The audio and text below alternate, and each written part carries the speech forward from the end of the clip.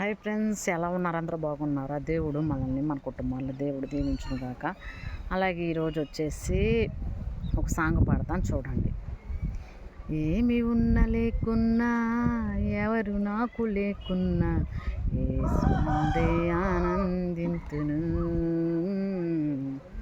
యేసయ్యనే ఆరాధింతును ఆరాధింతును ఆనందింతును, యేసునందే ఆనందింతును. అలాగే ఫ్రెండ్స్, సాంగ్స్ ఎలా ఉందో కామెంట్లో పెట్టండి. అలాగే కంఠత వాక్యం ఒకటి చదువుతాను చూడండి. ఎత్తవు కోయవు కోట్లలో కూర్చుకొనువు అయినా వాటిని పోషించిన దేవుడు మనల్ని పోషించడా? ఎత్తవు కోయవు పక్షులు అన్నమాట. నిజంగానే ఎత్తవు కోయవు కోట్లలో కూర్చుకొనువు. మనమైతే మానవులమైతే కోట్లలో కూర్చుకుంటామంటే దాచుకుంటాం అన్నమాట.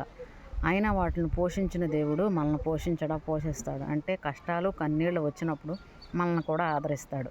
వాటినే ఉదాహరణ తీసుకుందాం. మరి నిజంగానే అవి వండవు, పండించవు, ఏమీ చేయవు. దేవుడు వాటిని పోషిస్తలా? అదే విచిత్రంగా ఉంటుంది ఒక్కోసారి ఆలోచిస్తేను. దేవుడు సృష్టి అన్నమాట.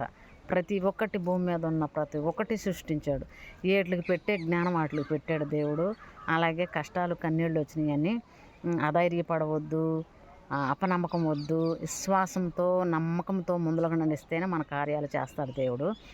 ప్రతి ఒక్కరు అది ఒకటి గుర్తెట్టుకోండి. కష్టాలు కన్నీళ్ళు ఎప్పుడు ఉండవు. నోటి నిండా నువ్వు ఇచ్చే దేవుడు. సూర్య అస్తమయ్యేసరికి కష్టాలన్నీ పోతాయి అంట. నిజమే కదా. కొంచెంసేపు ఎంత బాధగా ఉంటాము. అది ఫ్రెండ్స్, నా మాటలు ఏమైనా ఉంటే తప్పులుంటే క్షమించండి. మళ్ళీ ఇంకేడేలా కలుద్దాం. ప్రతి ఒక్కరూ లైక్ చేయండి, సపోర్ట్ చేయండి. కొత్తగా చూసే వాళ్ళైతే ఛానల్ సబ్స్క్రైబ్ చేసుకోండి. దేవుడు మనల్ని మన కుటుంబాన్ని దేవుడు దీవించును గాక.